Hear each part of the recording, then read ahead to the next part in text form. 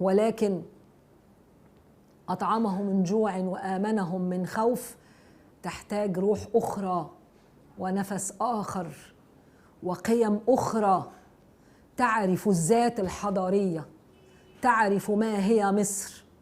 تعرف أن الأمن القومي لمصر حتى لو بمعناه التقليدي لا يمكن أن يتحقق بإغلاق مصر في حدودها مرة أخرى دون أن تمد يديها إلى من حولها من دول عربية ودول إسلامية ودول أخرى، تمد يدها شعوبا لشعوب وليس أصناما لأصنام وليس حكاما لحكام. إذا كان الفريق شفيق قد تحكم على مقولة لأحد الدعاة تبشر أهل مصر بأن بإذن الله تعالى مصير فلسطين للتحرر، وسيكون هذا بإذن الله على يد مصر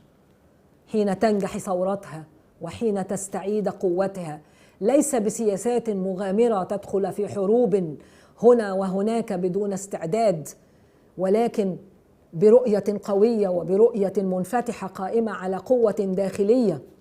حين تهكم على هذا هو يتهكم على تاريخ مصر كله، حين كانت مصر في قلب الحضارة وقلب أدوارها الإقليمية والعالمية، ويستعيد ذكرى أو يتنسم أو يستنشق سياسات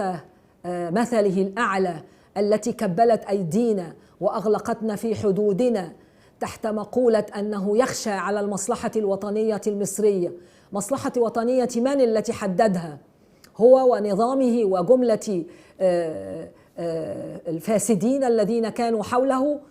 يخولون له شرعية هذه السياسة الانتهازية النفعية المنغلقة على ذاتها،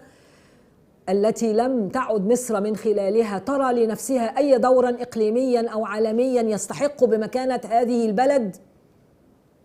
ليحقق مصالح من حولنا ويراعي مصالح من حولنا.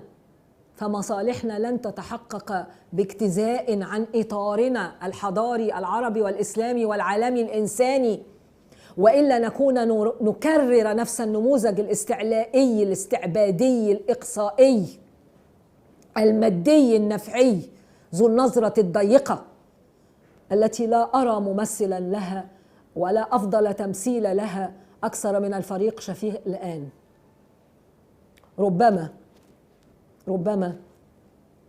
وربما من الأكيد أن هناك الكثير لتفعله النخب الوطنية الثورية الحقة التي تعرف معنى الثورة المضادة وتعرف معنى النظام السابق، أيا كانت مرجعية هذه النخبة علمانية أو إسلامية. ولكن هناك نخب أخرى وللأسف الشديد وانقيادا مع عصبية أخرى إيديولوجية وفكرية إقصائية ترفض أن تقبل شريكا إسلاميا أيا كان إخوانيا أو سلفيا أو وسطيا على الساحة متهمة إياه بكل شيء. هذه أيضا نخبة وصلت الآن بالرغم من ادعائها الثورية وأنها ضد قوى الثورة المضادة إلى الالتحاق بقوى الثورة المضادة، ومنها المجلس العسكري في مرحلة ما هنا هرعوا له يلتمسون النجاة عنده في كثير من المشاكل، وهم الذين يتحدثون عن المدنية. وهرعوا الآن لشفيق، بعضهم يعلن أنه سيصوت لشفيق، وبعضهم يقول أنه أضعف الإيمان لن يصوت لأحد، والبعض الثالث يقول وهذا له أقول أنه الوضع لا يمكن التصويت به لهذا أو هذاك، يساوون بين رافد من روافد الثورة وقوة من قوى الثورة المضادة، فخلعوا ثوريتهم تحت فزاعة الخوف من ما يسمونه الدولة الدينية. إذن الدولة المدنية لديهم إذا كان يقبلون أن يضعوا أيديهم في عسكري سابق ولاحق مدعوما بعسكريين وسيظل مدعوما بكل مصالح العسكريين، إذن المدنية هنا ليست إلا الدولة العلمانية. وبالفعل لأنهم اصطفوا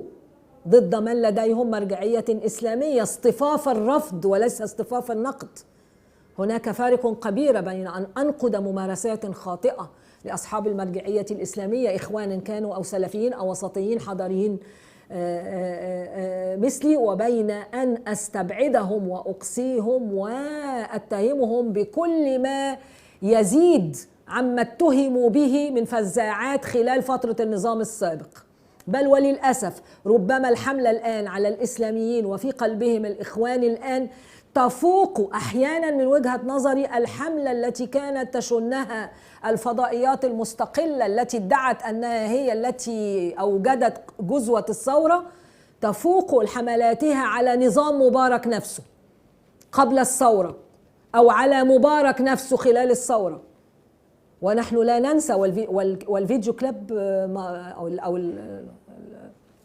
التسجيلات موجودة لكبار مذيعي ومقدمي برامج هذه الفضائيات، وهم أعينهم تدمع حينما تحدث مبارك عن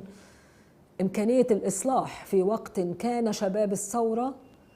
يقتلون ويستشهدون في أرض ميدان التحرير وميادين مصر وشوارعها، وفيهم شباب السلفيين وشباب الإخوان وشباب المسيحيين وشباب مصر كلهم. إذن فلنستقم يرحمكم الله، فلنستعد ما لدى شعب المصري من فطرة ونقاء وشرف واستعداد لحرية، وإيانا أن نستدعي مرة أخرى ما يتصل بتلذذ الشعور بالعبودية والاستعباد مرة أخرى، أو الاستعداد لأن ندخل فيها مرة أخرى. والسلام عليكم ورحمة الله وبركاته.